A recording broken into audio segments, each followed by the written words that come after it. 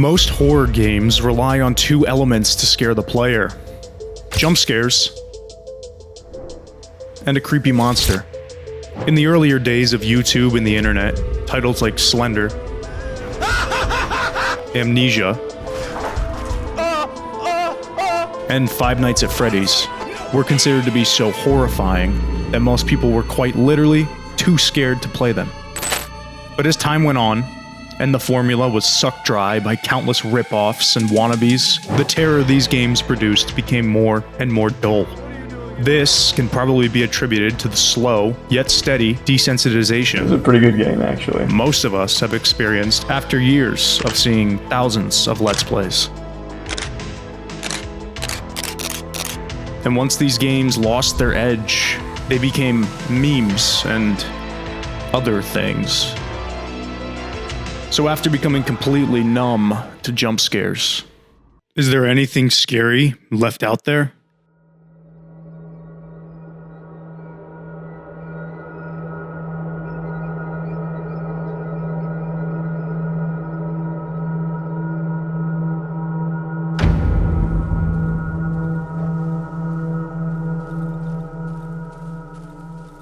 Darkwood is a game that at first glance seems rather benign.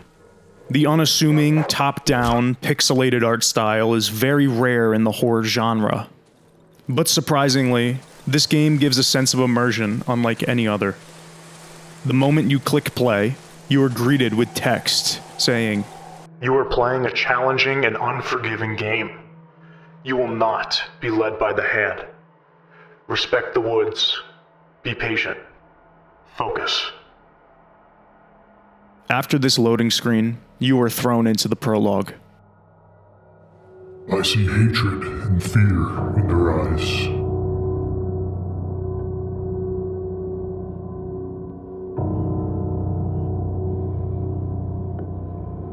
As if I was responsible for spreading the disease.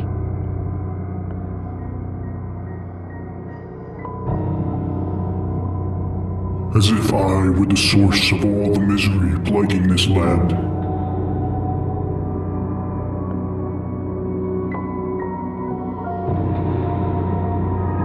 I have nowhere to hide from them, nowhere to run.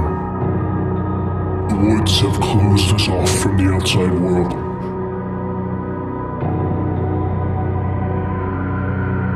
We are all doomed.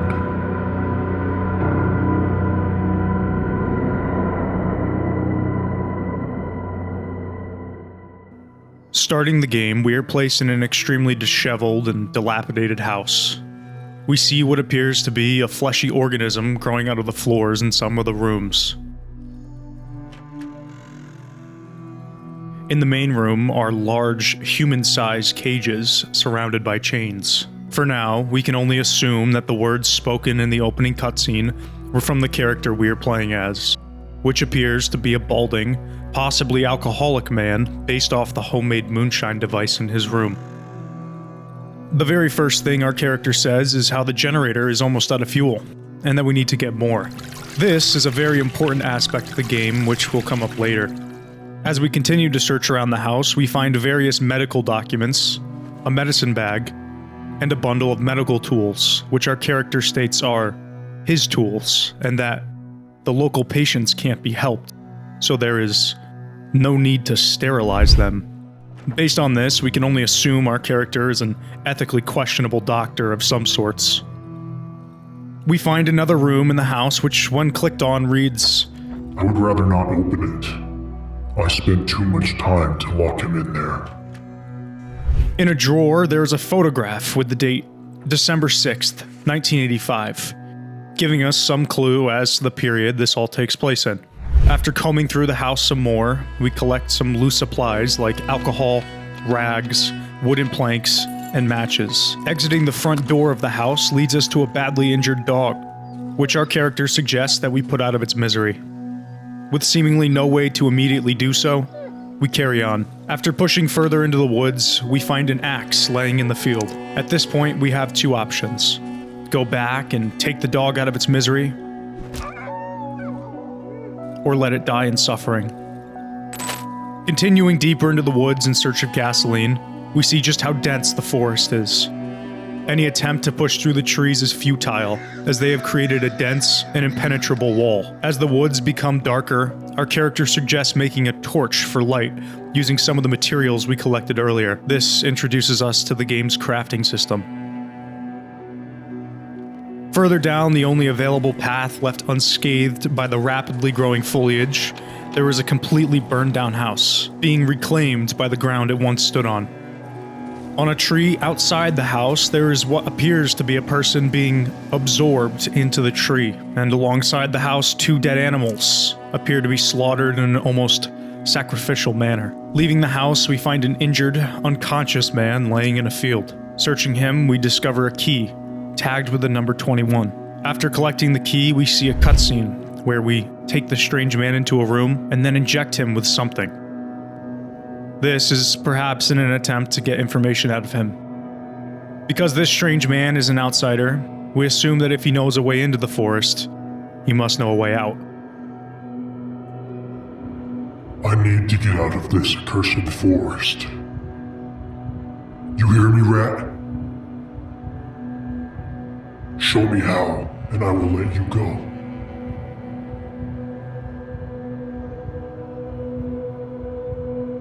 I sometimes hear her voice. She's calling me. Calling me to return home.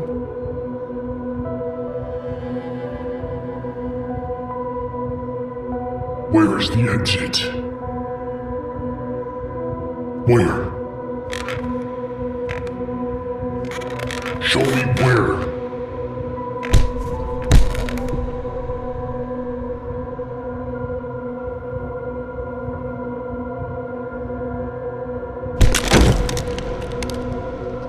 I'll kill you like a dog if I have to.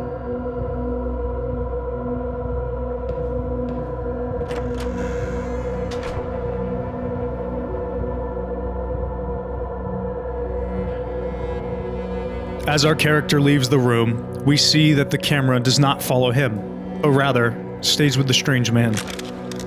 The strange man struggles his way out of the ropes, binding him to the chair, and stands up saying, "That stole my key." It is at this point that we realize we are playing as the strange man. This man is the protagonist. Like, yes, literally in the game files, his name is Protagonist.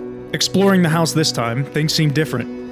Most likely because we are playing as a new person with a different perspective.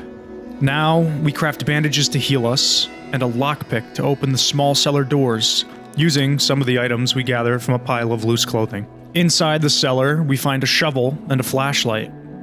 Using the shovel, we smash down the door, breaking the shovel in the process.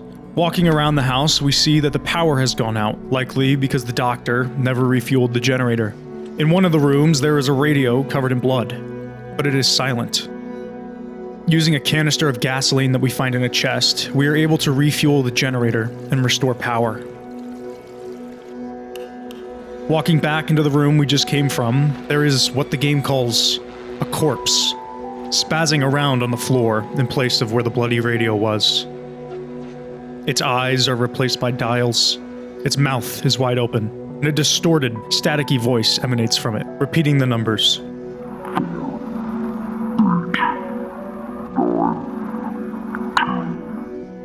Using that code, we open the padlocked door. We use a table leg to force the door open wide enough for us to fit through. From the darkness, a voice calls out for help. As we turn the corner, the man asking for help lunges out and attacks us, forcing us to fight back. Striking the man several times causes him to fall over and die. We know he is dead because when we search him, the text reads, "Dead man." We find a plastic toy chicken on his body, and as we walk away, we hear the dead man laughing. He mocks our attempts of escape. As he asks if we can hear it, the power suddenly goes out. Something begins breaking down all the doors and windows, and in an instant, we're attacked by shadowy creatures.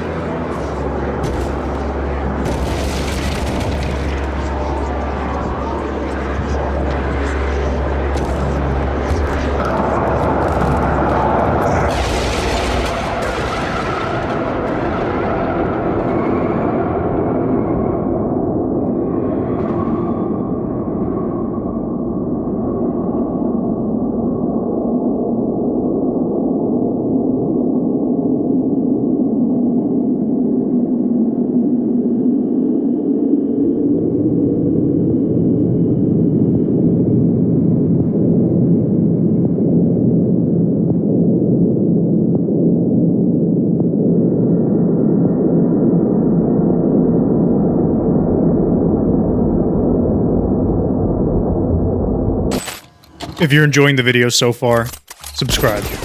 This took me a ridiculously long time to make.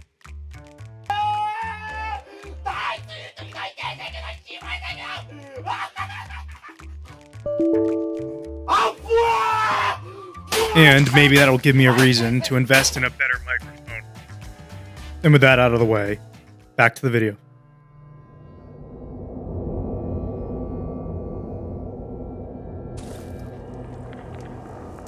From this point on, the game no longer gives us any hints.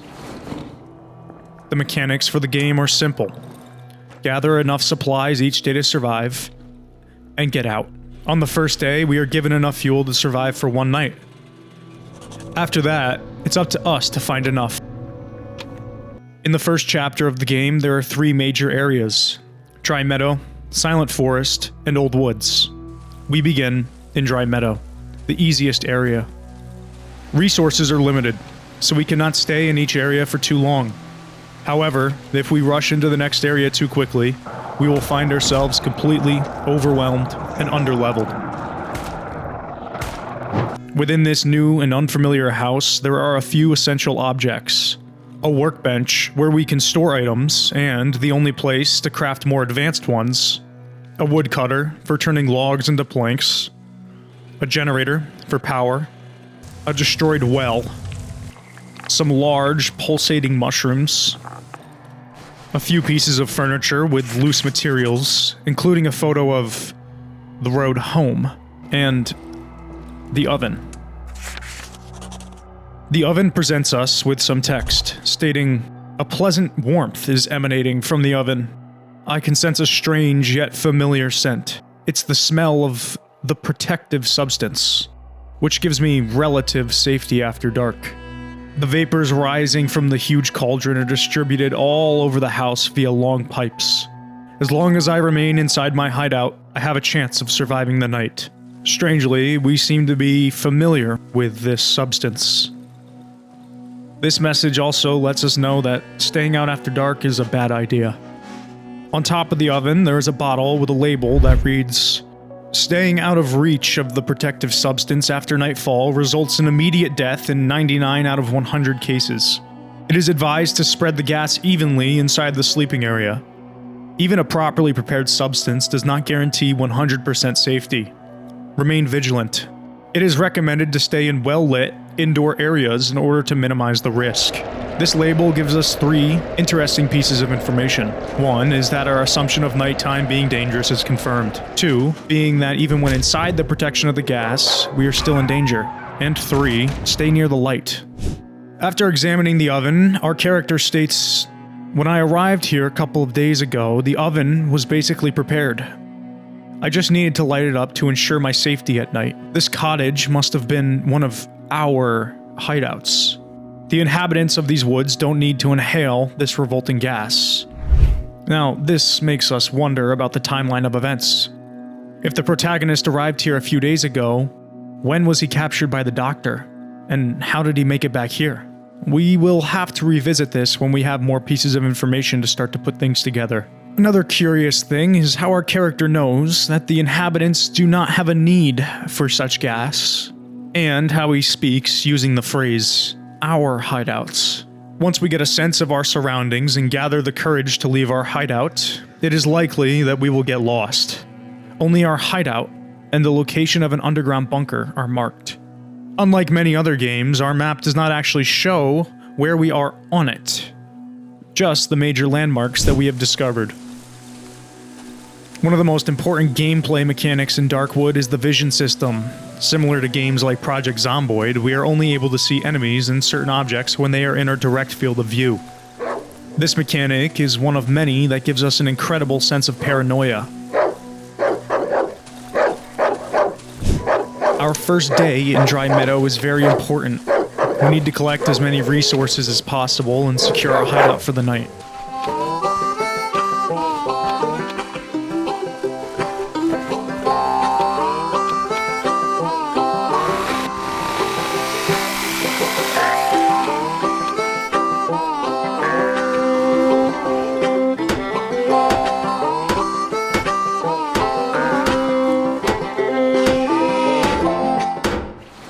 We have a little under 9 minutes per day to get as much done as possible before nighttime. The risk versus reward is something we will always be balancing. Going further from our hideout can reward us with more and better materials, but we will have less time to prepare for night as it takes us longer to return. With our hideout being located fairly centrally, as we use up the resources directly surrounding our base, we will continue to have to go further and further after each day passes. One of the first weapons we will get our hands on is the plank with nails. Each weapon in Darkwood has a limited durability. After each strike, its durability decreases, and when it reaches 0, it breaks and we are left unarmed. This is why we craft a backup. Before the first night, we are able to collect enough mushrooms and other rotting, fleshy materials to extract enough essence in order to create our first dose. This unusual system allows us to select from 4 special abilities. Eagle Eye, letting us see further. Moth, allowing us to heal at any light source once per day. Navigator, giving us the ability to mark our current location on the map once per day. And Mushroom Healing. Well, that one is pretty self-explanatory. Picking one of these requires that we choose one negative perk, with the only one available being Shadows. This makes being in complete darkness very dangerous to us. Thankfully, during our first night, we don't encounter any unexpected visitors.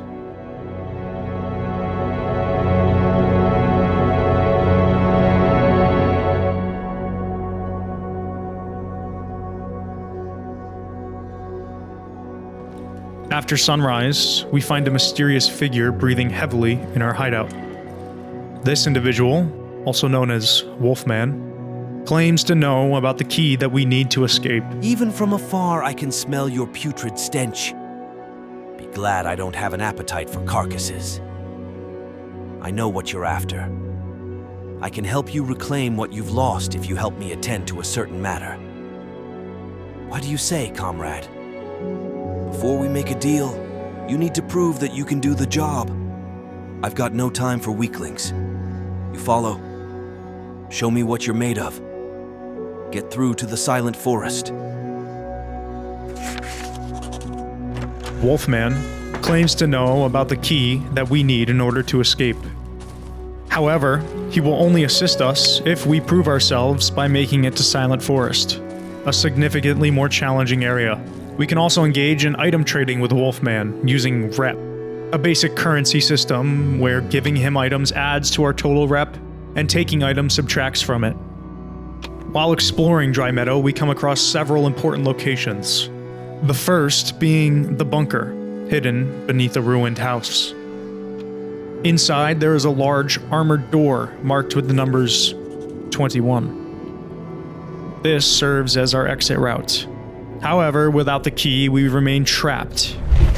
Further south lies a demolished building containing various mushroom patches, a red seesaw, and a few wild dogs. Inside a safe hidden behind a sofa, there is a child's ragged white dress, one of many lore items that we will find. At the northernmost point of Dry Meadow, we encounter a locked cabin surrounded by trees. Overhearing a heated conversation from inside, we realize it's inaccessible for now. These landmarks are the most notable in Dry Meadow, with other locations offering minor items, but nothing significant to the story. After surviving the second night, and having a strange encounter, we meet the trader, a mysterious man with an unsettling appearance who apparently saved us from the doctor's house. The trader only communicates through writing on his arms.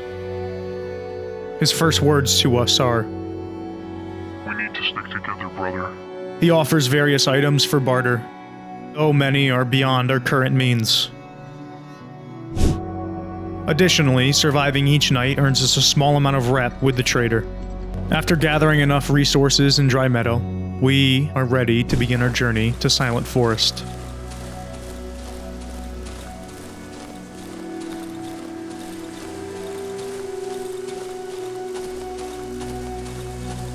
The entrance to Silent Forest is on the westmost point of Dry Meadow. Behind a dense patch of trees lies another ruined building. Inside the building is a toxic sludge blocking our path. After crafting a Molotov cocktail, we easily burn the sludge and make our way through. Finding a note on a corpse with a code, we open the metal door and take our first step in Silent Forest. Near the entrance, we also find a sleeper who says, "Hey there, friend. In the last hideout, look for an exit beneath the floor." The hideout in Silent Forest is significantly more difficult to protect, with more doors and entry points for enemies, and the layout corners us into the building. Inside the workbench, we find a bike bell with a note attached reading, "Liquor tasting and transport services, fast and efficient." When rung, this bike bell summons the Bike Man. The Bike Man will transport items between our hideouts in exchange for a bottle of moonshine. A fair trade if you ask me. Heading deeper into Silent Forest, we now meet the Wolfman at his new camp. He then instructs us to follow a road that leads to a village and to find the lady who reeks of chickens. Apparently, she is hiding something within a locked room in her house, and Wolf wants that key.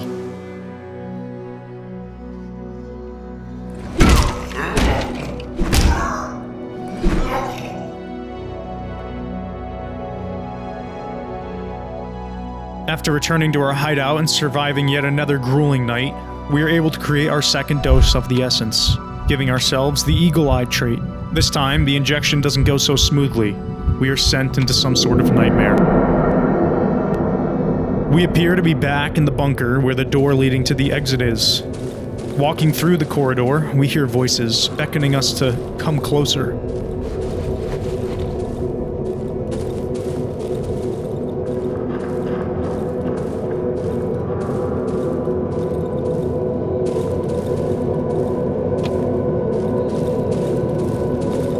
As we approach the door and press our ear against the keyhole, we hear a familiar voice coming from the other side, calling us.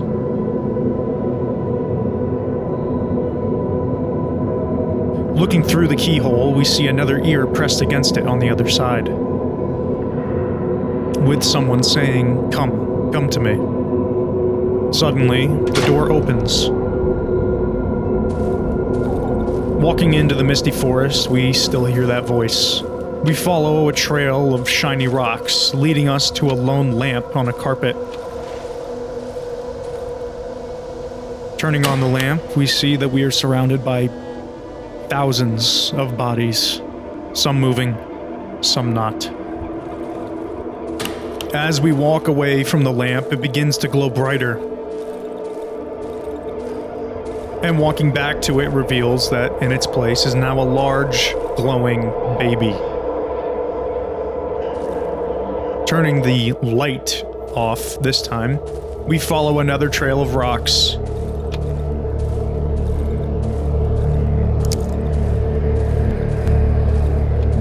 This one leads us to a comfy-looking bed. Lying down in it awakens us from our dream.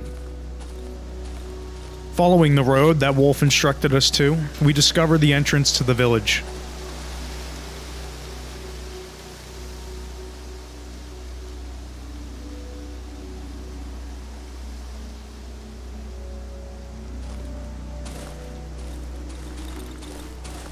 Note that entering the village pauses time for us. Very useful, as we will spend a considerable amount of time here. The village is a horribly run-down and desperate group of locals, sheltering in their forgotten and struggling town.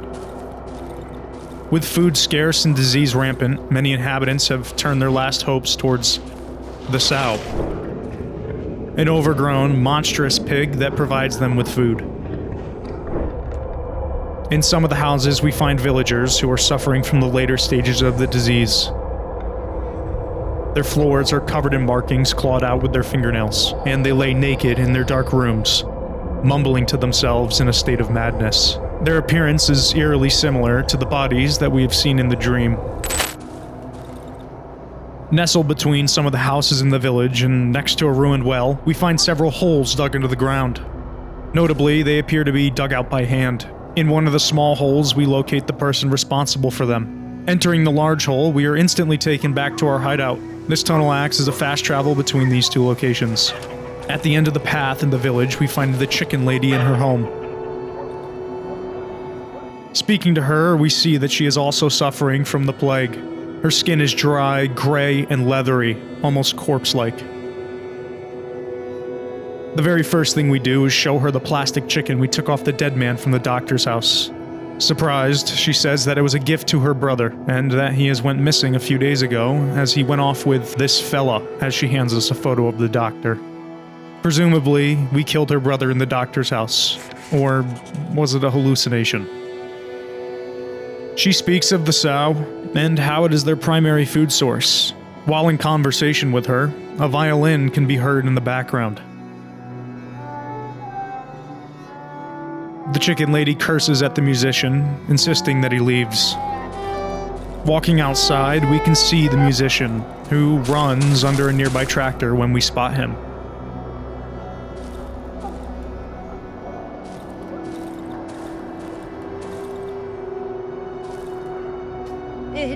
It's not my fault.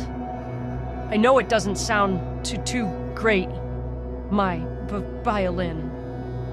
It's a bit broken. I won't play anymore.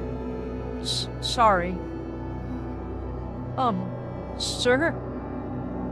Have you been in that hut? The chicken lady's hut? You're not afraid of her? You're brave. Hey, and have you seen her? The pretty lady?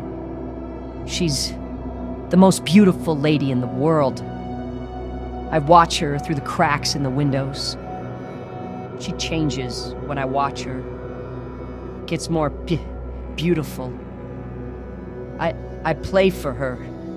I want her to be happy because she doesn't seem to be.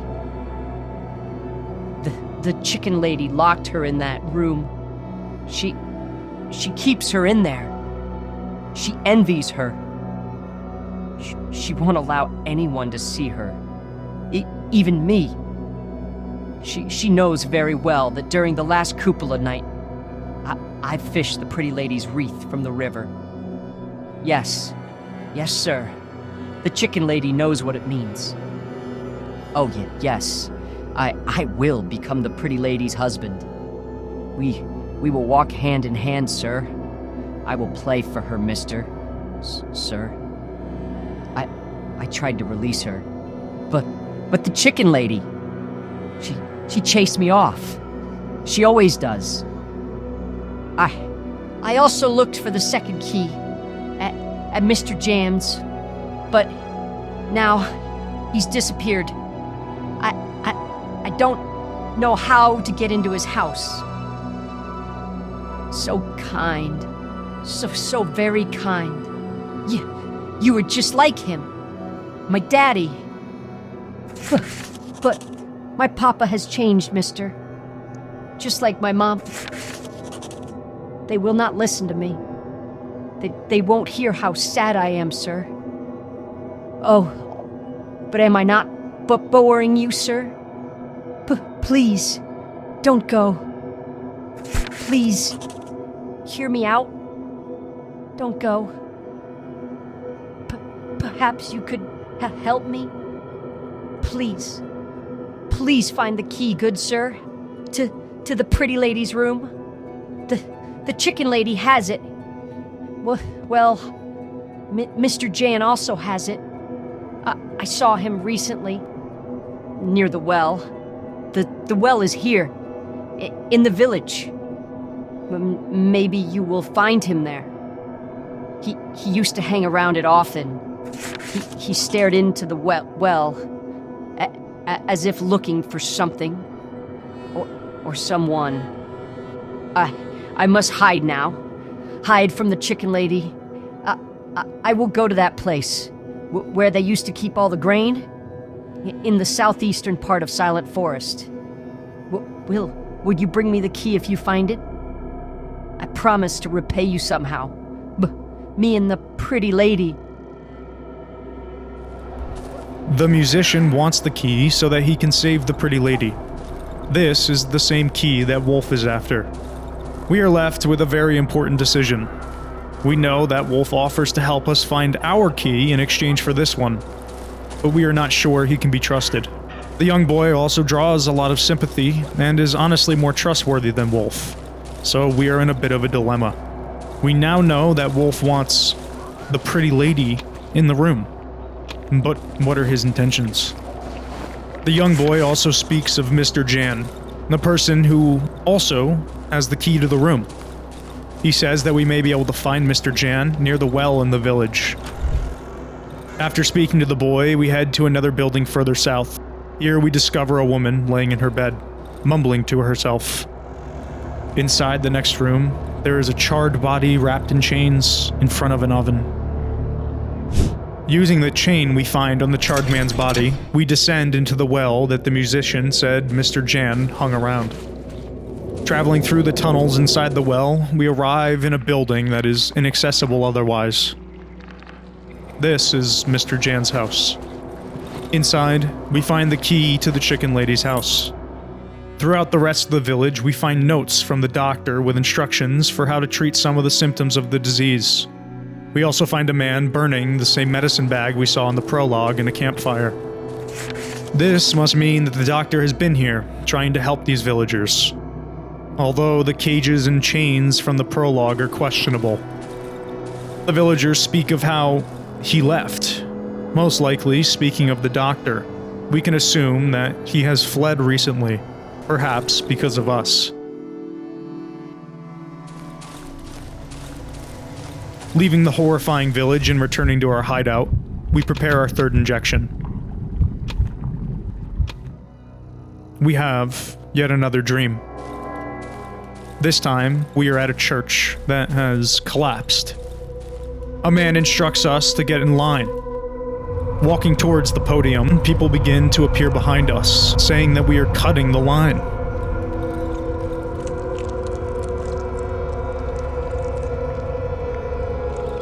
At the end of the church, there's a trapdoor and a crate containing a lockpick. On the south side of the church, a completely ordinary corpse with a smile on his face is in the graveyard, saying, You have no voice, nor free will, but do not fret. You are in good hands. I see it in his eyes when he looks down upon me. Opening the door on the north side with a lockpick, we grab an axe and a strange box from a closet. Behind the door, we see a generator, and while examining it, a creature enters the room, saying, A red seesaw, a white dress, a box. Oh my gosh.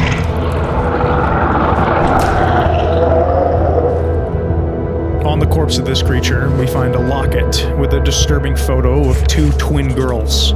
Could this be the father of whatever girls lived in the burned house from Dry Meadow? He did mention a white dress and a red seesaw. The code 5103 is inscribed in the locket, and using that code, we open the trapdoor. Waking from the dream, we discover Wolfman standing over us in our hideout. At this point, we decide to give the key to Wolfman, as it seems to be our most certain chance of escape. After producing the key for him, we see that he gives us the location for the doctor. He also hands us a chicken head, telling us to give it to the chicken lady. When we first met Wolf here, he said that if we kill the sow, there will be a treasure waiting for us. So, we're off to kill the sow. On our way there, we stumble across a house. Inside, we find a photo of a soldier with the caption, 1961. The sky is dark, and the earth is blue. Trying to enter one of the rooms, we encounter a locked door, and a voice saying, I'm not coming out until that beast lurking in my garage is gone. So, going to the garage, we killed the dog. Nearby, we find a crate containing blueprints, which are just childlike drawings of a rocket, and a list of items, some of which we have found.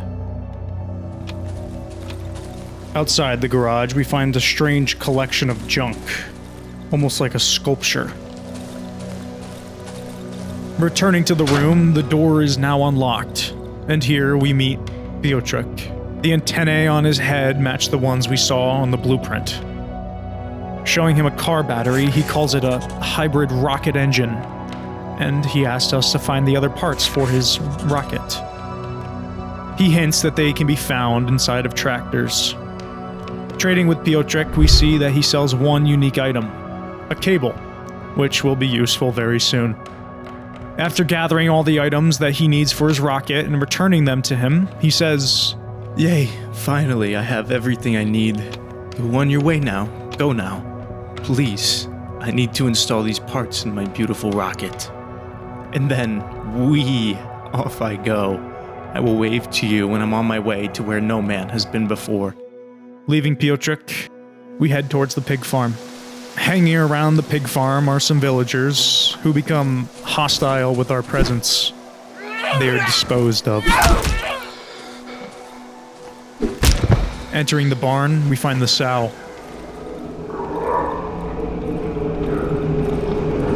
who is so overgrown that she is stuck on her side, squealing and kicking, wedged into the corner of the barn. Around the other side of the barn, there is a shed with a lever inside. In the back of the shed, we encounter a villager guarding a generator. After killing him, we turn on the generator. In this same room, there is a mirror, and when interacted with, we finally get to see our protagonist's face. The lever attached to the strange device is what the villagers used to shock and subdue the sow, while they harvested meat from her. There is a lock on the lever that says, "Do not remove." So, of course, we remove it, and pull the lever all the way down.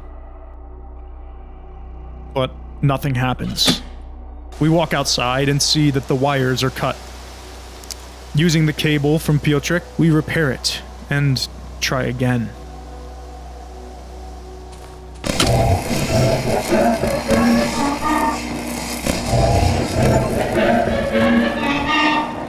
Returning to the sow, we can see that she is indeed dead.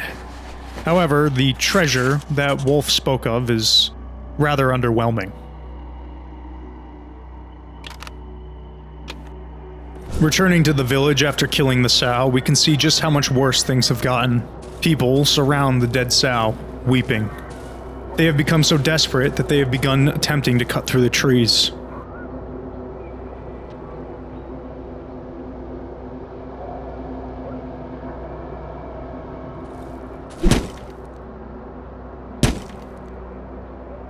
This villager in particular has something we need.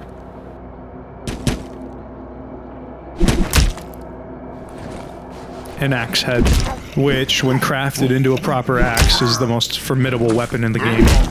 Visiting the chicken lady again, we can see that she too is distraught by the death of the sow. But her main concern is that the other villagers will try to eat her hens.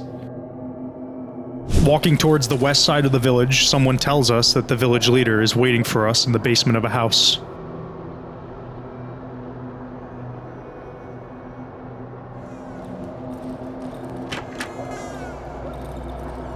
Walking through the cellar doors, they shut and are locked behind us.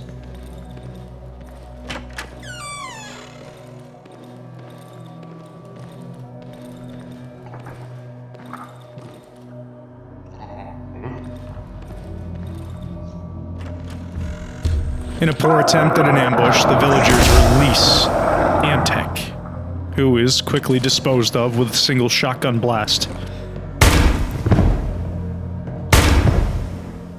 After clearing the rest of the room and finding the cellar key on a body, we leave. Before leaving for Old Woods, we discover a grain silo with music coming from it. Inside is the gramophone that is responsible for the music. And further into the silo, we find the musician, playing his broken violin to the best of his ability. Speaking with him, we see how horribly affected this boy is from the disease. He speaks of how he wishes to see the sow, but he is always chased off. He also tells us how the doctor made his mask for him to heal him of his afflictions. This boy is the only person in the woods who is able to stay so positive. His soul is strong, but his body is weakened and destroyed by the disease. After making our mark in Silent Forest, we begin our journey to Old Woods. Crossing the bridge, we are immediately greeted with a creature that will be more common in these parts. A chomper. After locating our new hideout, which unfortunately has an open doorway on the north side that cannot be repaired, we find a note left by its previous inhabitants. Who the hell are they assigning to us? Maciek fucked off from the shack. The whole night he was rambling about some Marek. I think it's his younger brother or son. I don't know if it was the boredom or the stress that got to him, but it was fucking unbearable. It was the third night in the row. We tried to silence him, but it's fucking Maciek. Better not risk it. I slid inside my sleeping bag and zipped it shut. I preferred to suffocate in my own stench than listen to that fuckhead go on and on about it. After a while, I realized Maciek is not there anymore. He left around morning. He took all his equipment, 3 liters of water, a sleeping bag, radio, gun, gasoline, flamethrower, his beloved spitter, and his lucky stone. He only left the hazard suit. We're debating on whether to report this. No one's crazy about running around the woods looking for a psycho with a flamethrower. Hope he doesn't come back at night. We reported it. They're sending 7 men to search for him. We're coming back through the tunnel. After settling in with some help from the bike man, we prepare another injection. This time, our dream begins in a clearing in the woods.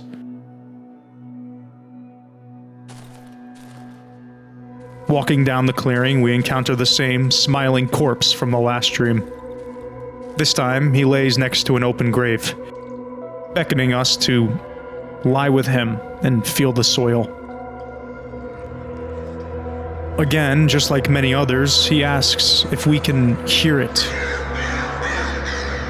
Next to the grave lies a shovel, which, as we equip, we are attacked by another black chomper.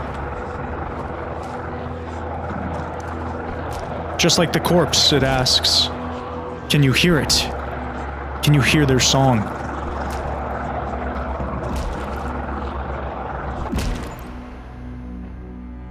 After killing the chomper, we wake up. Now, we begin exploring Old Woods. We first find a creepy house marked with a violin on the map. This is most likely the house of the musician.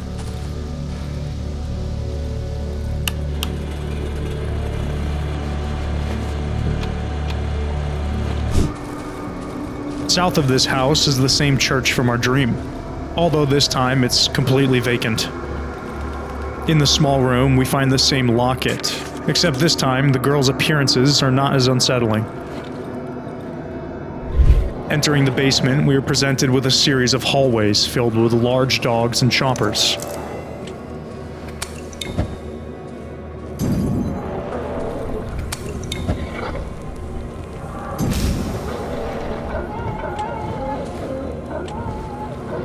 After clearing out the creatures, we find a dog with a twisted key on it. Probably the one that Wolf was speaking of. Searching the rest of Old Woods leads us to a few other locations containing loot, like the hunter's cabin, an old war tank, and a few ruins. Hugging the northmost wall of Old Woods, we discover a derailed train car. Just past this, there is a large ruined barn with dozens of dogs roaming. Most of the dogs are injured and sick.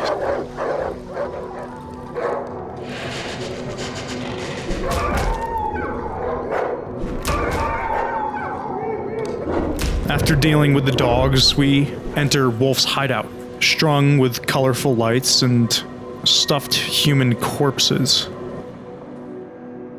Greeting Wolf, we can see that he is covered in blood, with a bloated belly. He is grateful for the gift we have given him. He leans in and begins licking our face, thanking us. He apparently smells of rot.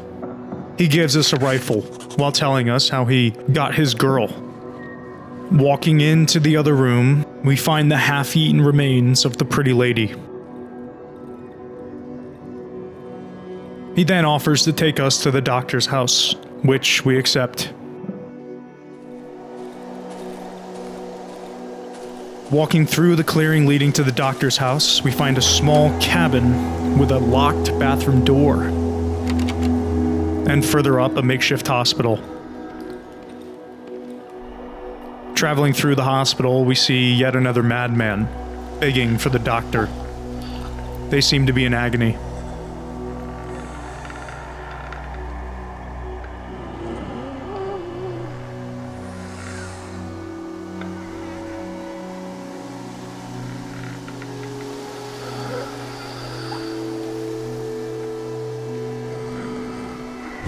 Walking up to the doctor's house, there is a cooler full of body parts and an open window.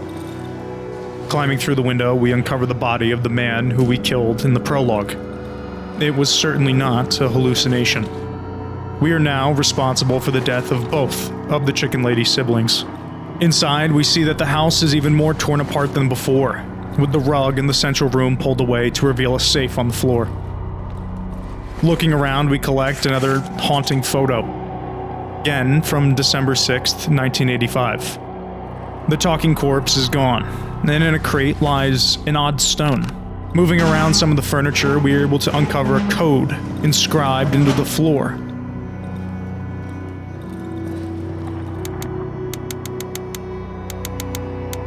Using that code, we open the safe, which contains a toy rocket, a note with a code to a door, and a map, marked with the location of a wrecked train car. Returning to the hospital, we put the dying and disturbed man out of his misery.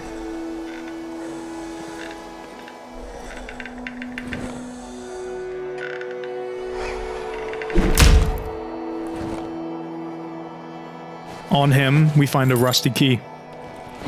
Using that key, we open the bathroom door in the cabin and find an axe, the most powerful melee weapon in the game. We leave the doctor's house and head towards the wreckage. Walking up to the train car, we feel a great sense of unease.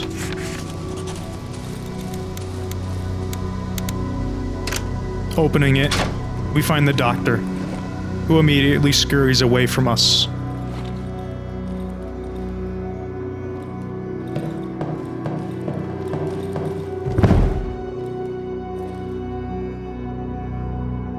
Do not come close, you rotten dog. I won't give you the key. Can't you understand I saved your life? You'd rot away in that clearing if it wasn't for me. You owe me, for f***'s sake. You think I don't know who you are, rat? I've managed to get a good look at you. Your kind visits us whenever you please. You hide behind the trees, watch us from a distance, and then disappear. You have no idea how it is to live here. This place, these woods, everything is f***ed up here. I won't take it anymore. Do you understand?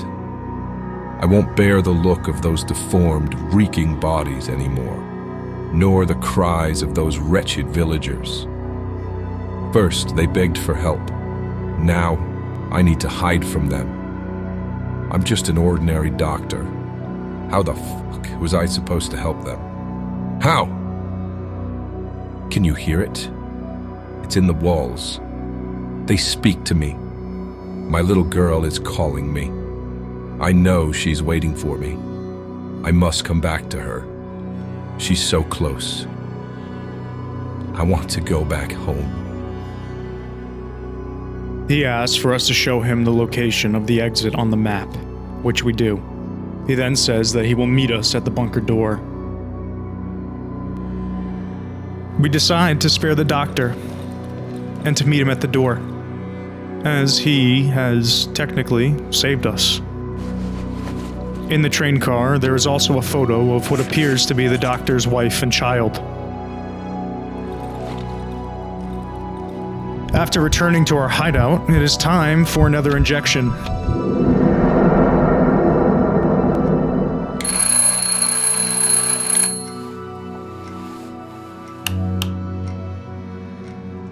Our dream begins in a normal-looking apartment. We appear to be an unfamiliar man, although possibly the protagonist. We awake next to a woman, perhaps our wife or girlfriend, and we look around the apartment. Things seem pretty mundane. Pleasantly mundane. Until we hear a knock at the door.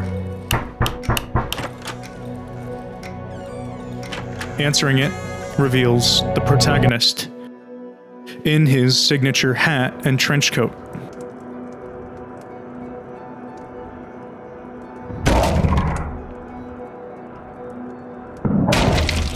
After surviving our final night in the Old Woods hideout,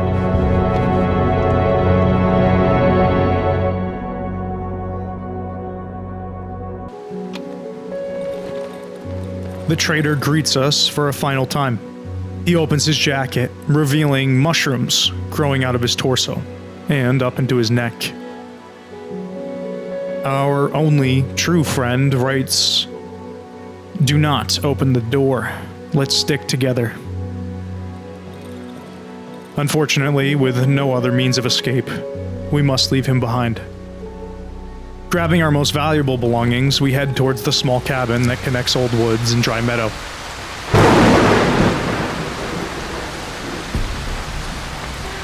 Making our way through the cabin and down into the bunker, we meet the doctor at the armored door.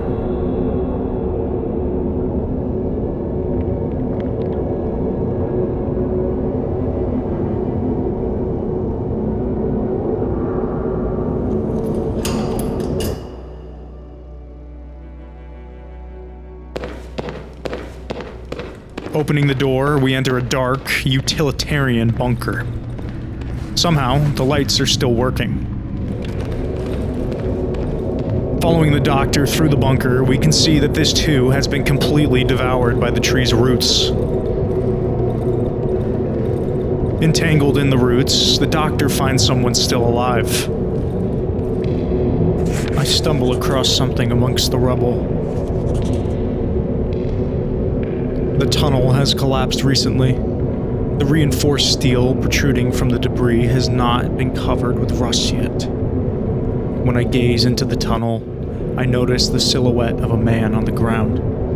Suddenly, the man snaps to life, as if woken up from a deep slumber. Who goes there? I hear a faint, unnaturally distorted male voice. Are you one of them? The man attempts to get up, but fails. I can see him desperately flailing his limbs around. It's as if his back has been glued to the ground. No! Please! As I approach him, he shuffles his legs nervously, as if trying to retreat into the collapsed tunnel. I didn't do anything. I beg you. I just wanted to pass. To get back to my family. The tree has blocked the only way out. The only path home. A huge, talking tree. I begged it to let me pass, but it wouldn't listen. I could not understand what it was saying to me, so we came here. The man props himself up on his elbows. With a huge effort, he tries to straighten his body, but something is firmly holding him by the back and the neck. I can't get up. The man drops onto the rubble and goes silent. He clenches his fist. My head hurts. The man places his hand on his forehead and feels a strange dent above his left brow. He freezes. What is this? He carefully inserts his index finger into the hole. His eyelid twitches. My stone. I hear a sound, as if an eggshell cracking. The forehead bends under his hand. The stranger pushes another finger into the hole. A thick goo spews from the wound. I can hear his skull cracking. My little stone. The man slowly removes his fingers from the hole in his head. A colorless ooze dripping from them. He's holding something. A round object. That's why. He swings his left hand and throws the object at me. A small, irregular ball bounces off my arm and lands at my feet. This is what put me to sleep.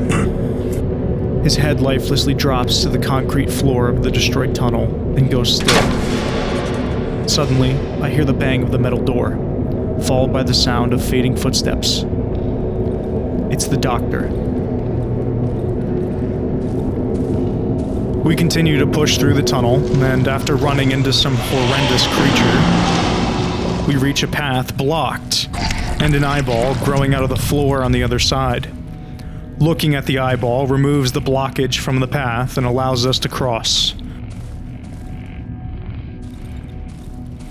Walking up a flight of stairs, we escape the tunnel.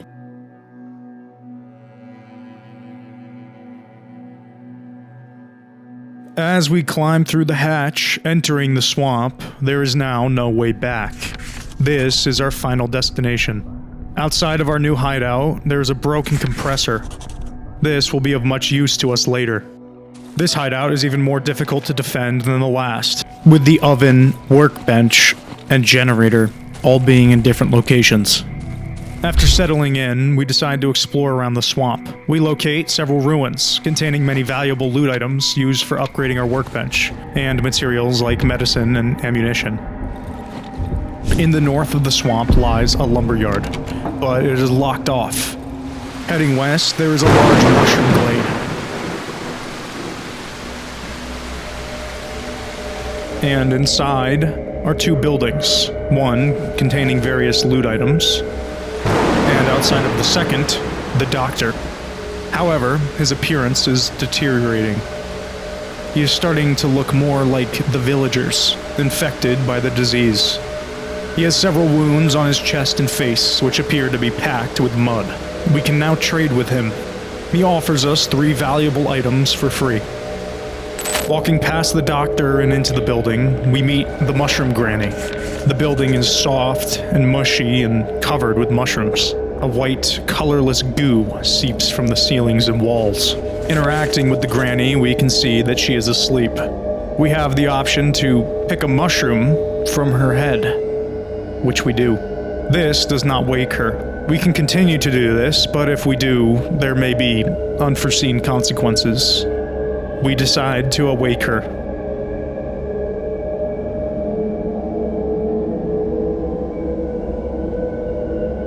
Wait, you're not... I didn't expect any guests. I suppose you won't tell me what you want, and you want something, since you're standing here in front of me, right? We, have the option to eat her. Yeah, we're not gonna do that. We're just gonna point at the door. It's the door to my chamber. There's nothing that would interest you there. Come back when you remember what it is you want from me.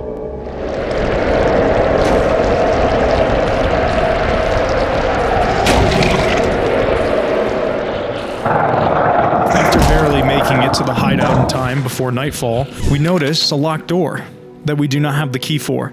Interesting. The nights here are even more grueling than before. Wave after wave of chompers leaves us low on ammo and meds. After surviving our first night in the swamp, we meet the 3, our new traders. Well, they are just 3 ominous figures. That's it. Not really much context surrounding them. In our next venture, we enter the swamp village, where we encounter the doctor again, in an even worse condition.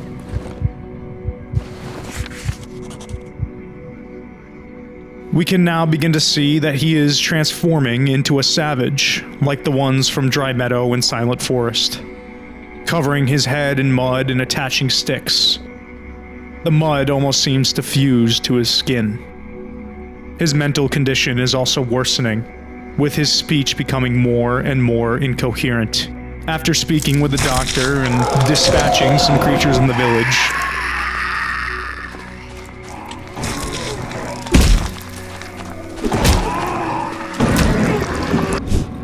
we stumble across a crippled, blind man.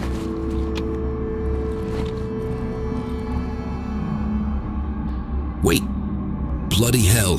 You're alive. You're not from around here, eh? You can't be. All them lads are dead. It's only me.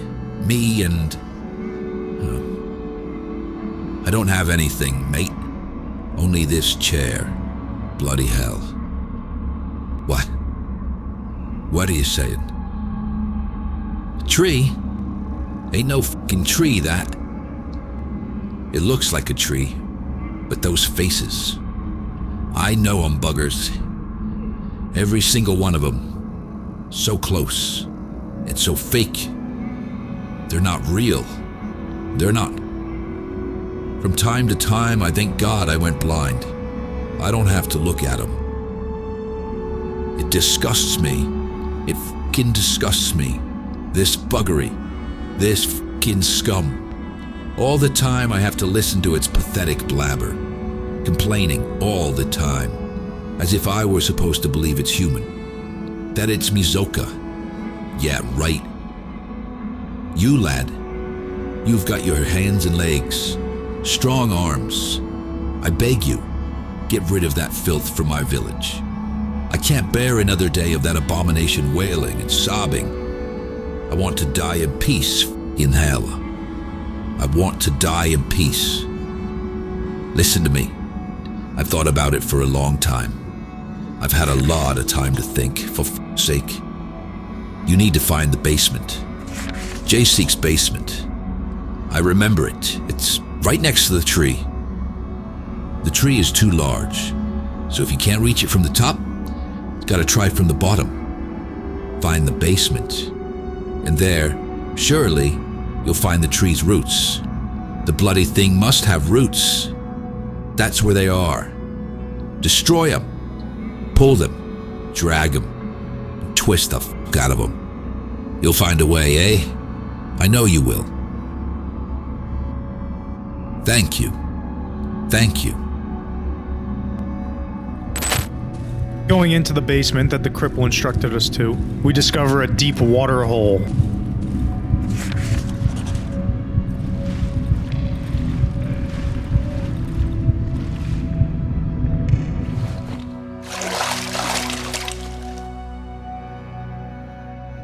Which could not be accessed without the use of an oxygen tank. We now see where the compressor comes into play.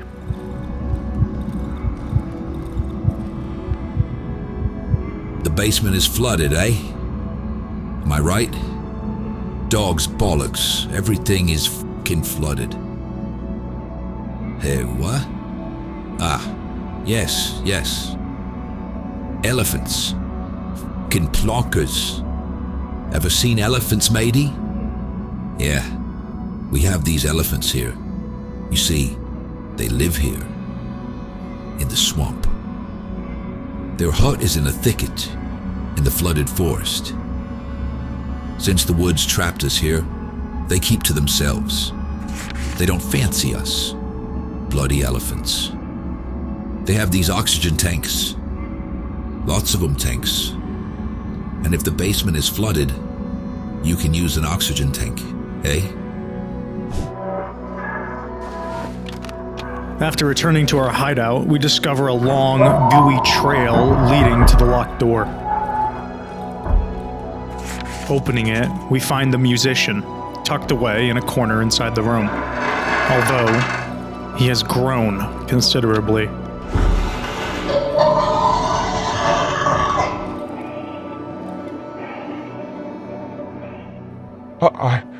I'm sorry. Very sorry. I didn't know you were living here.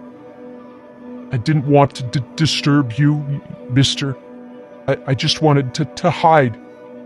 I don't know this part of the woods.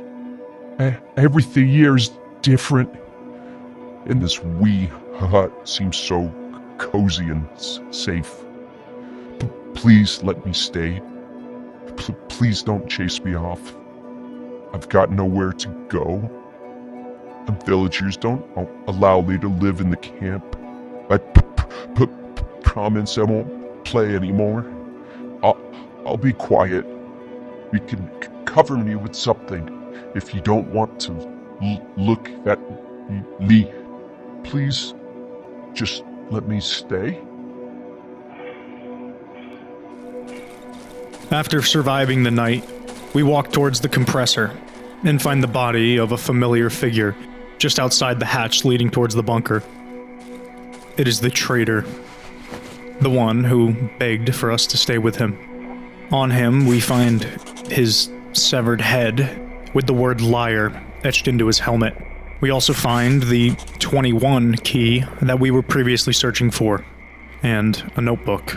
All of these items, including his head, are being transformed and mutated into mushrooms, just as we saw on the traitor's chest before we left Old Woods. He followed us here. Even though he wanted to stay on the other side of that door, he followed us. Because we were his only friend, his brother. While tragic, we have no time to grieve. We head further west, all the way to a cottage on the edge of the swamp. On the path leading down to the cottage, we find several snails saying, "Who are you? I'm here. I'm trapped. Cut me loose." On another path off the main trail, we run into the doctor. Although it is very easy to mistake him for a savage and attack him, we do not. We see that he is nearly completely transformed into a savage. Speaking with him, we realize that he has completely lost his mind, as he only says one word. Warm. Which is followed by him eating mud and tree bark with great satisfaction. As we approach the cabin, we can see that it is barely recognizable. A large snail has nearly consumed it. In a wardrobe near the cottage is a map of the junkyard. Marked on the map is the location of an old compressor. Using this map, we immediately head to the junkyard and dig up the pile of trash marked F, and find the compressor parts that we need. In the center of the junkyard lies a very familiar structure. Beatrix's space shuttle. And inside, his charred corpse. Looks like he made it to space after all. Walking to the back of the cabin and smashing open the shell, we enter it and find a snail, with a human hand sticking out of it. There is a key growing out of the palm of the hand. After taking the key, apparently the only way to enter the cabin is to cut through the snail's flesh.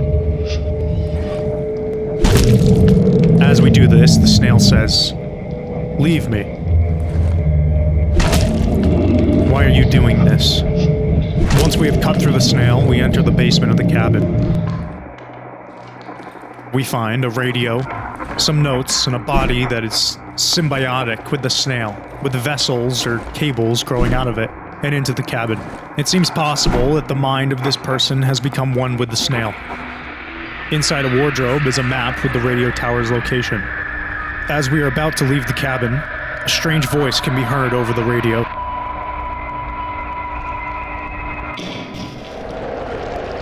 On our way back to the hideout, we become stranded in the woods past 10 p.m. Officially nighttime. We are outside the safety of the protective substance, which, if the bottle from the first hideout was correct, means we have a 99% chance of death. As a brightly glowing, mysterious red gas begins to chase us and drain our health, we just barely make it back to the hideout. Opening the door to where the musician resides, we see that the floors have been covered in a toxic sludge, similar to the type that we have had to burn in many other areas. Sorry. I didn't want to. This thing is coming out of my body. I tried to stop it, but I don't think I can. After fighting off a few centipedes, we conclude the night. With the end in sight, we prepare to travel to the elephants deep in the swamp. Thankfully, the cripple has given us their approximate location. Finally arriving at their secluded hideout, we disarm a series of bear traps and repair the broken generator using the scrap metal collected from the traps.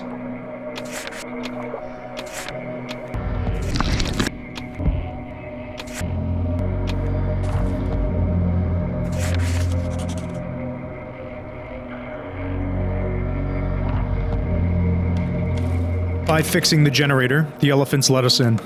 Making contact with them, we can see that they are just a mother and her children wearing Soviet-era gas masks that do, in fact, resemble an elephant. Speaking with the mother, she says how one of her boys has run away, and she asks that we find him and return him to gain her trust. She gives us the key to his room in hopes that we may find some clues. Underneath the doormat that the child used as a bed are drawings of what appear to be the Mushroom Granny and her home. We decide to head that way. Revisiting the grandma, she tells us how she fears that the villagers living in the quarry want to devour her, and asks that we get rid of them. In exchange, she offers to give us the child. With seemingly no other option, we head to the quarry. And do a bit of trolling.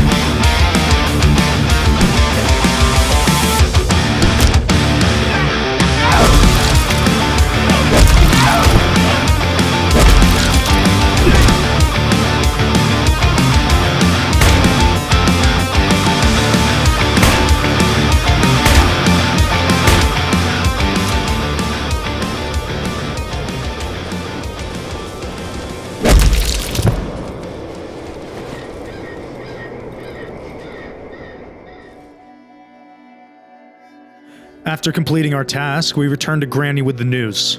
She hands us a key to the room and tells us to return the boy to his family.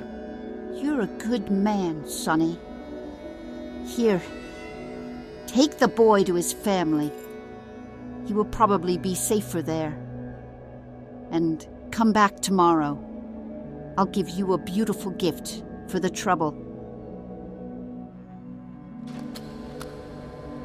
Finding the boy in the room, we see that he seems relatively unaffected by the plague, and also very terrified of us. As we take him into our arms to return him to his mother, he begins reciting a rhyme. One little bear ate a bowl of soup, then another bear came and there was two. 4 little bears made a sudden howl. Along came the 5th and took the little bow. Returning the boy to his mother, we can see that she is extremely grateful, and she gives us the oxygen tank that we need. While talking to her children, she speaks of another one of the boy's brothers, saying, "The gas tank from your gracious brother, and his love protects us. This is how you thank him?" This kind of language may suggest that their other brother has died. Now, I only figured this out because of the wiki, but the shed to the north of the elephant's house is unlocked using the numbers from the boy's rhyme.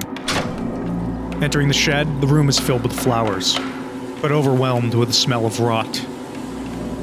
At the end of the room, the body of a boy, in a bath, holding an oxygen tank. I don't think I need to explain this one. On the next day, with the end in sight, we make a final trip to the radio tower. Surrounding the tower are several huge nests of banshees and their babies, which are not very docile for being babies. As we try to sneak through, we apparently make too much noise and have to go full Doom mode with the pump action.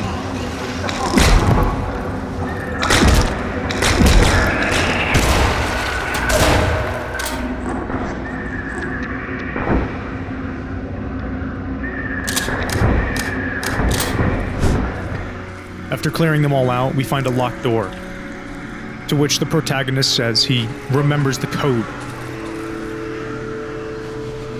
Without wanting to risk anything, we begin to return to the hideout to prepare for our final visit to the village. Don't worry, we'll come back to this. On our way back, we discover a strange hole in a pond. Entering it, we find a helicopter crash site on the other side. Nearby, a body of a scientist wearing a hazmat suit, and he holds an assault rifle. We also stop by the Mushroom Granny's house. We see that the villagers have in fact consumed her entire home. And her. It seems everything we touch dies. Our attempts to stop the villagers were in vain. After filling our oxygen tanks, we go back into the village and return to the basement. Now we can swim through the deep hole.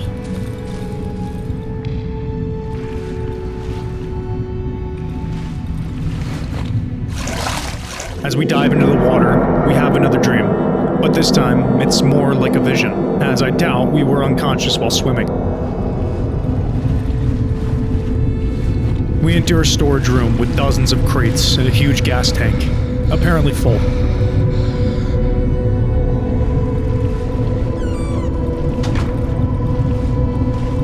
Continuing down the hallway, we enter another Oh, never mind, they're PTing us. Okay, so, while continuing through the PT loop, we see a tunnel, progressively being dug out as we pass through each room. Eventually, a large pig, like a smaller version of the sow, shows up as well.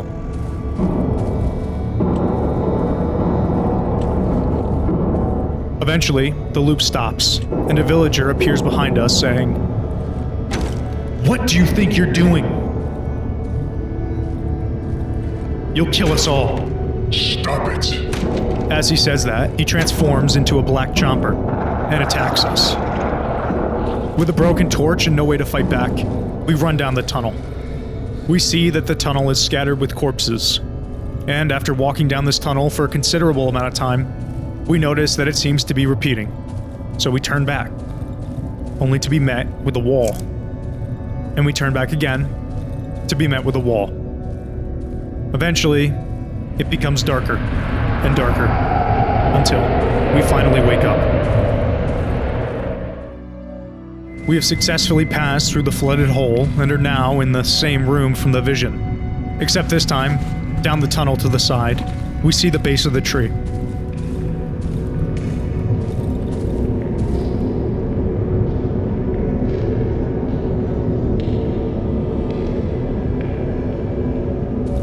We turn the nozzle on the gas tank, dumping its contents onto the floor, which flow down towards the tree.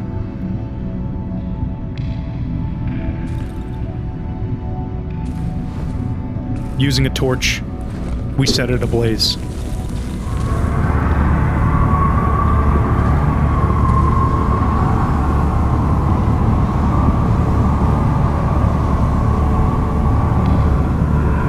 After exiting the basement and observing the burning tree, the protagonist notes that we will need to come back the next day, as it will continue to burn for some time.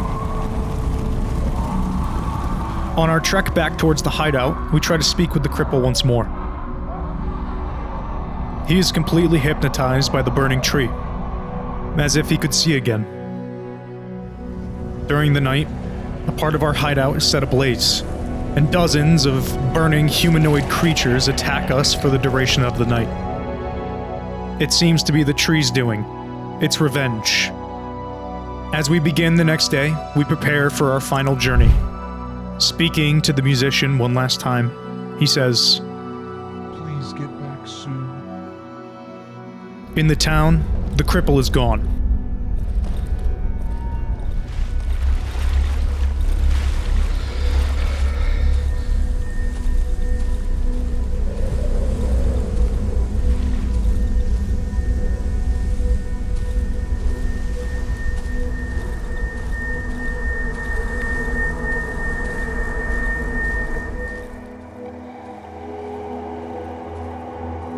Walking past the ashes of the tree that once blocked our way, we arrive at the road home.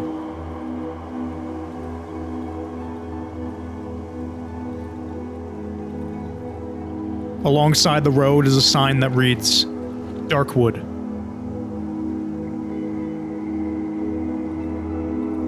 Scattered up and down the road are hundreds of bodies. The others who have failed to escape.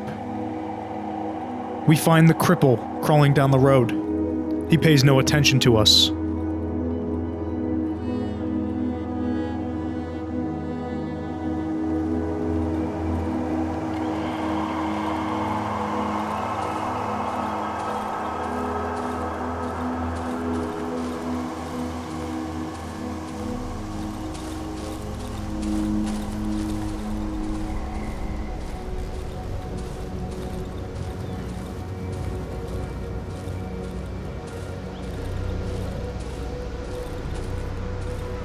Continuing down the road is a field with power lines.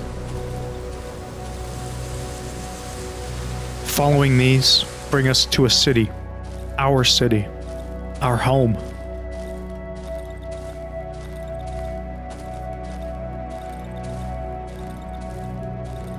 Walking around for a bit, we see our neighbors. A bum and an elderly woman. There are no trees, no plague, no fear. We enter our apartment building and walk up the staircase to our floor.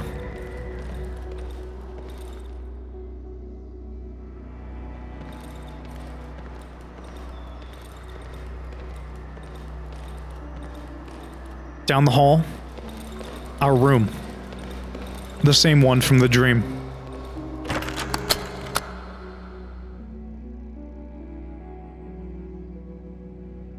We hang our hat and coat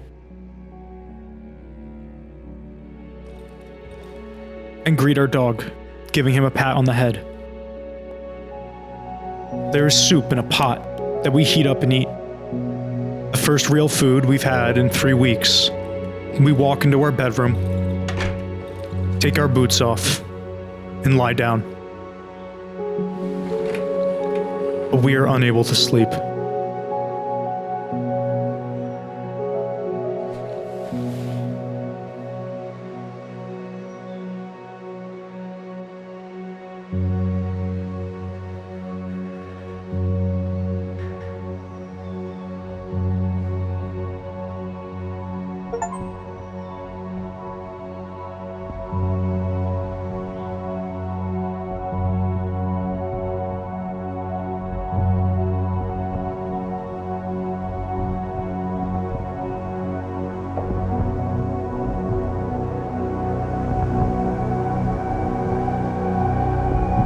But what if I told you this is all a lie?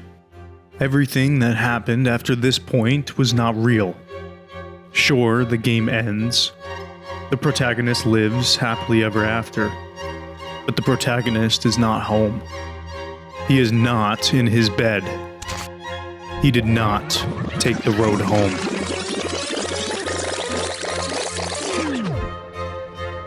See this? This is something we forgot to explore. Walking down here, we see a series of locked doors and a poisonous mushroom? At the end of the hallway, a room with potatoes, a jar of jam, and a radio. Strangely, the radio tells us to go to sleep.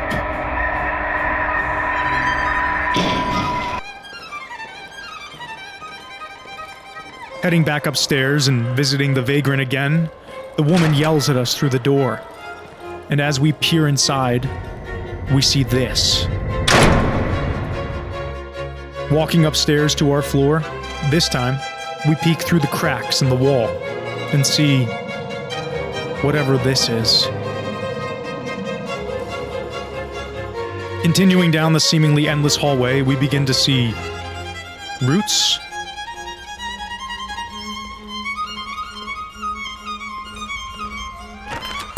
Entering our apartment, we see more roots growing out from beneath the floorboards. Remember this guy? Well, we did not take the road home, but rather the road to the center of the forest. Ground zero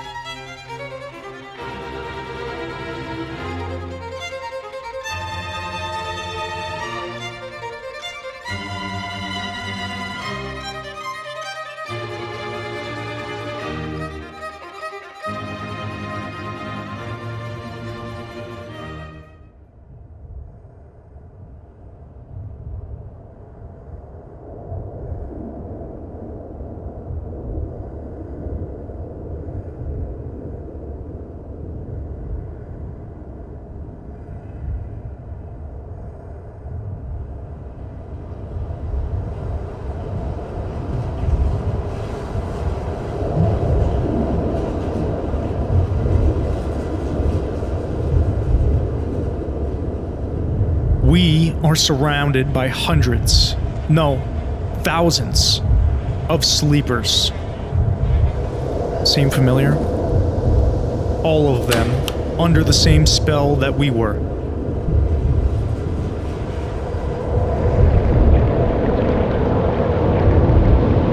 As we approach the being, we discover the doctor.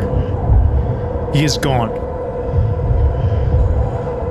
Putting our hand on the being, we are overcome with feelings of warmth and comfort. As we try to ask it questions, it does not answer, but rather replaces the warmth with coldness. We struggle and fight to remove our hand from it. After removing our hand, we walk deeper into the roots, finding a man clutching something. We recognize this man as Masiek, a fellow researcher. In his hands are his precious spitter. As we try to wake him, he refuses to hand us the weapon. So we take matters into our own hands.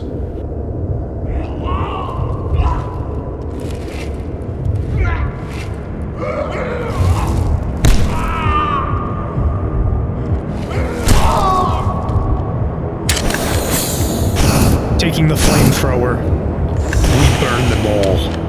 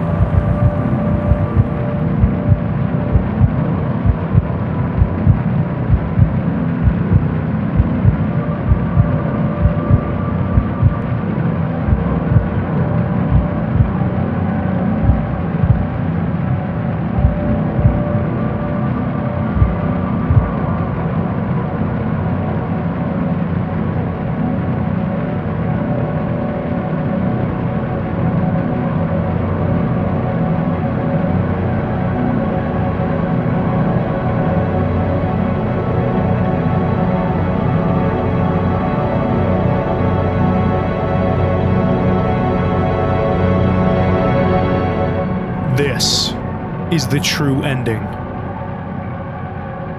So how does all of this piece together? If we were to go back to the radio tower, this time, we enter it.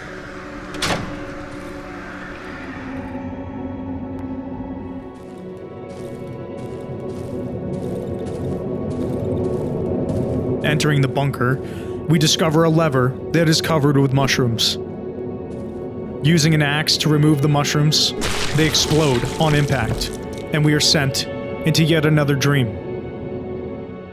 Here, as we walk through the corridors, we hear many voices saying, "Come to me."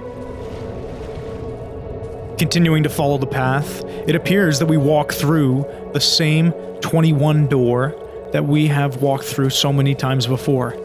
Except this time, we are walking out of the door. We end up back in the same room in which we started, in the doctor's house. We must repeat the same actions. Lockpick, cellar, shovel, door. Leaving the house and walking back through the door, We see that we are in the same cavern that we were before, except now there seem to be white, pulsating roots growing within. At the end of the path, we see a woman praying to a wall, which transforms into a giant mouth.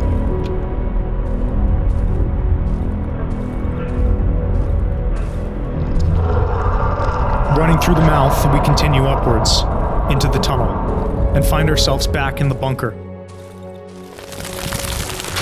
Walking through the door, we wake up.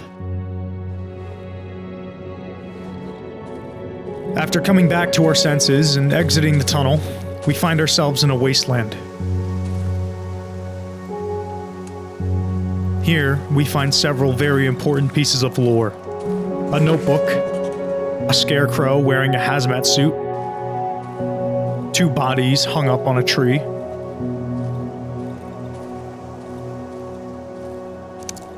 except one of the trees is missing a body, and at the foot of the tree is a ragged rope with pieces of hazmat suit stuck to it. There's a rubber boot, and at the end of this path is a military site with the body of a researcher in a hazard suit. Beside him, a broken radio and a sample of white ooze in a jar labeled 21, as well as 2 scientific documents detailing the phenomena of the forest. Surrounding the camp are also several dig sites, where the weaves of roots were uncovered and appear to be hooked up to some sort of electrodes. Walking down through the house on the southern side, we are brought back to the road home.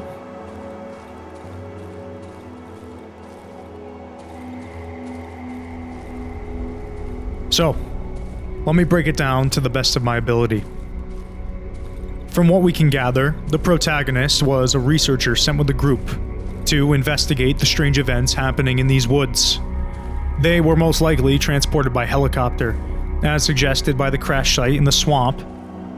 We were stationed at this site, and were attacked by either villagers or savages, and as we know, they have a proclivity for tying things to trees. So we and the other researchers were tied to these trees.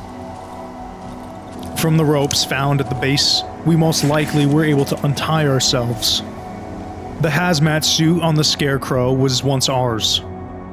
We traded clothing with the scarecrow, as the coat and hat we wear are very scarecrow-like. After being injured by the attack, we stumbled our way into Old Woods, where the doctor found us. We had the 21 key because we were using those tunnels as part of the military. After the doctor takes us in, he injects us with essence, the same injection that we have been taking throughout the game. Escaping his locked room, we begin to hallucinate, seeing the radio corpse and hearing the dead man speak. The black chompers that attacked us were also likely hallucinations. Some point after this event, the traitor found us and brought us to a safe place in Dry Meadow, the hideout. That is most likely why our character says at the beginning of the game, this cottage must have been one of our hideouts, suggesting that he and his colleagues were using these sites. From here, we progress through the game, trying to find the road home. However, this road is actually the road to the center of the forest, where the being resides, the cause of all this chaos. The bodies we saw on that road were not people trying to escape, but rather people trying to get to the being. In the bliss ending, we find ourselves back at home, exhausted and eventually going to sleep. This being makes us see all of that. All of the sleepers surrounding the being are in their own dream worlds, or personal heavens, in an endless slumber. But in reality, if they were to open their eyes, they would see that they are actually in hell. In the true ending, we notice the cracks in our fake world. The mushroom, the roots. Like a lucid dream, this allows us to wake up and see reality. In the nest of the being, we encounter Masiek, a fellow researcher. He is even mentioned in the journal found in the Old Woods hideout about how he disappeared. The writer says how he was mumbling about his son or brother, and how he had a special stone. The mumbling was most likely the beginnings of him falling under the influence of the being. The being causes us to have visions of heaven, and the lucky stone is similar to those being found throughout the game. Perhaps the stones are a product of the being that create the visions and draw victims into the nest. Or they are just objects who infect those who come into contact with them with the plague. In our dreams, there were sleepers, like the first one, where we were surrounded by thousands. In another dream, we found the smiling corpse, inviting us to sleep in the grave. And the same one at the church, saying, You have no voice, nor free will. But do not fret. You are in good hands. I see it in his eyes when he looks down upon me. This is him speaking of the being. We even dreamt of being in our apartment, which was likely the beginning of the being taking over our mind.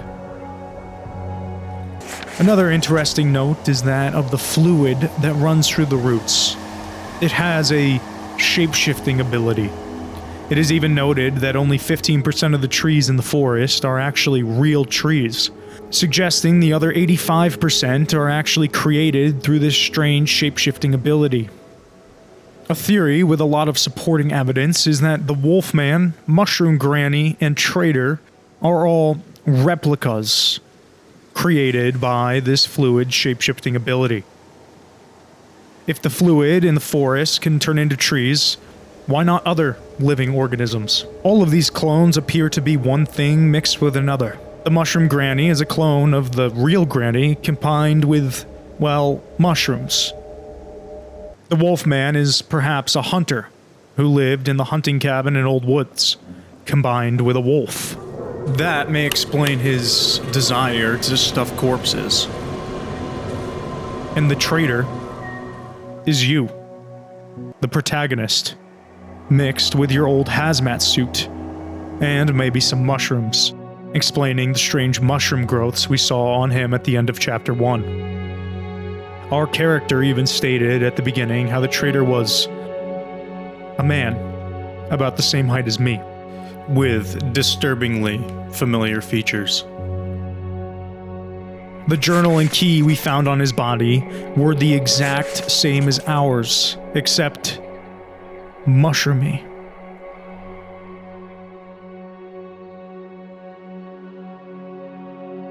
Well, I guess that's it. I'll leave a link in the description to a Steam community post by someone named Owl Cowl. They do a great job of explaining the lore and theories of the game, and there's a lot on there that I left out, so go check them out. If you made it all the way to the end, well, then just subscribe already. I mean, you already spent an hour watching this, so why not 1 second clicking this button, huh?